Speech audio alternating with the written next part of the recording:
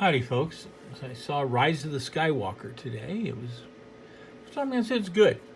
Um, this third act in the series of trilogies, I think, is fair. I didn't like the prequels, the first act. Really didn't like much of any of it because what's the point? At the end, you knew he was going to be Darth Vader. I mean, there was no, you know. This one at least has an open ending because there's nothing after it. And of course, the first ones I grew up with. Um, so it's great, actually. I enjoyed the film.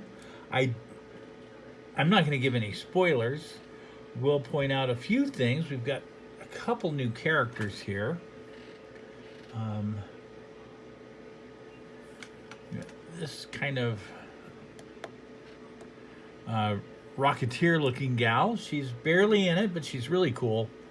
And you've got this gal here, Jacarsta, something like that, right? Some sort of horse thing.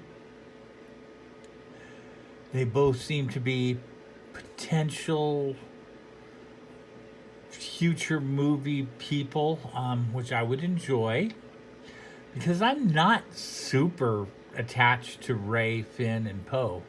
They're okay. They're good. They're actually very good. I just am not so. I mean, I'm. If they show up in another, I'd rather see another movie about a new character, like any of those new ones introduced, or even Lando, because he was introduced or not introduced. If you know that this might be a spoiler, but he's on the poster right there. Billy D. Williams is back for this film, and he plays Lando. And I mean, he wasn't that good in it, but I would not mind watching another Lando movie with Billy D. Williams in it, with any of those new characters. It would be kind of fun. Now, to me, I felt the movie was drawn out too much. And as for, well, and a lot of complaints with Star Wars is that a lot of the fans are my age and a little younger, very few a lot older, because I saw it when I was 16, 17, Star Wars when it first came out. So a lot of the prime demo for Star Wars was a few years younger than me. Not much, but a few years. They were really collecting the toys and stuff. I was already too old. I mean, I liked them and I did buy them, but it was kind of an embarrassment thing to have a Yoda. Not that I would get embarrassed now, but at 17 and wanting a Yoda toy was kind of embarrassing.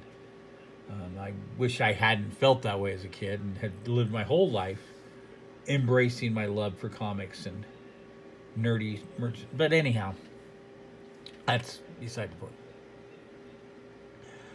They do some fan service for the people my age, which is like bringing in Billy D. Williams, who seemed like his whole job was to say famous lines and just look charming and be like, hey, it's Lando every time, which is fine. It was cool.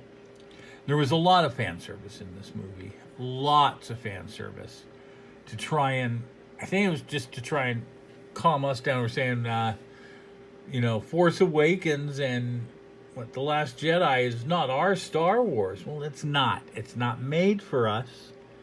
It's made for kids of this generation. And I think they like it. I think they really like these Star Wars from what I've seen and that's what it should be for.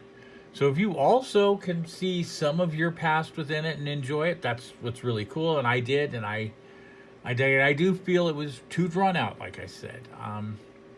So many scenes where I'm like, okay, this is just a lot of screen time of cool stuff that, I mean, it's pretty, but, and the fights between Rey and Kylo. It was the only laser lightsaber fights in the entire movie. Rey and Kylo, which I don't mean you have to have you didn't have a ton of lightsaber fights in other movies. In Star Wars, you had Obi-Wan and Darth Vader, and then you had Luke and Darth Vader, and didn't have a lot of it, but this was just every time they saw each other, it was a whole lot of exposition while they fought. Which I guess it's a way to get you through what might be considered boring parentage talk, I'll say. Because we do find out where Rey is from, which is a twist, I guess. I would need to know a little bit more about the EU and whatnot to figure out how this happened. But EU meaning extended universe. That would be the books outside of the movies and all that. Because I don't see it happened in any of the 9 movies. But anyhow, that might be too spoilery. I don't think so.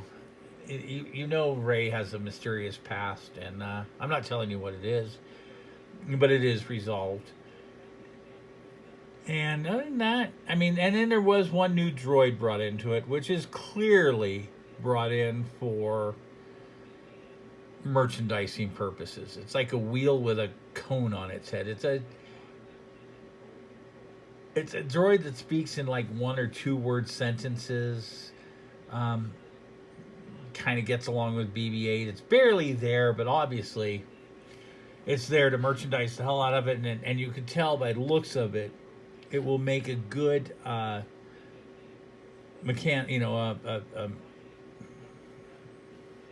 remote control type toy. Like if you look at the Galaxy's Edge, you can build a BB-8 style or an R2-D2 style droid for $100, and this looks like just perfectly set up that, yeah, if you want to build this guy, you can build him too. $100. I see it in it being a like one of the. It was all marketing on that droid, and there was a lot of marketing. Like her look is marketing, but hey, I love the Mandalorian, and his look is marketing. I mean, I want a Mandalorian figure so bad because he looks so cool, and I would want her figure because she looks so cool. Other than that, I would say, I mean, don't rush out and see it. If you saw the first 2 in this parts 7 and 8, and you said, "Man, that was good," then go see this when you get a chance. If you just were in love with them, get out and see it because it's more of what you're in love with. If you're like me, I mean, I saw it just to avoid the spoilers and because I was free today. Other than that, see it at your leisure is my take on it. See it on the big screen, of course, and expect to spend about half an hour sitting there going, okay, let's get through this. I mean, a half hour cumulative of, okay, yeah, we got the point, let's get through this. But other than that, I mean, it's a fine Star Wars film. All in all, there's, I mean, you've got how many pictures? 10 pictures now? No, 9 in the series. Plus you have Han and Rogue One. 11 movies. I mean, come on. Like, if you get half which are good, which is what we got, about half that are really good. And you've got The Mandalorian on Disney, and some of the extended universe is just, even though some of it's been negated by Disney, some of it is just top-notch stuff. It's still out there to read. I mean, it's, as a franchise, you can't go wrong with Star Wars. It's just not a 5-star movie. It's a 3.5, 3-star movie. But like I said, go see it still. If you're into it at all, if you're watching this, you like Star Wars probably. Go see it. And like I said, if you love Star Wars, get out and see it now. That's my take. All right, thanks, folks. I hope that was not spoilery, yet informative. Have a good one.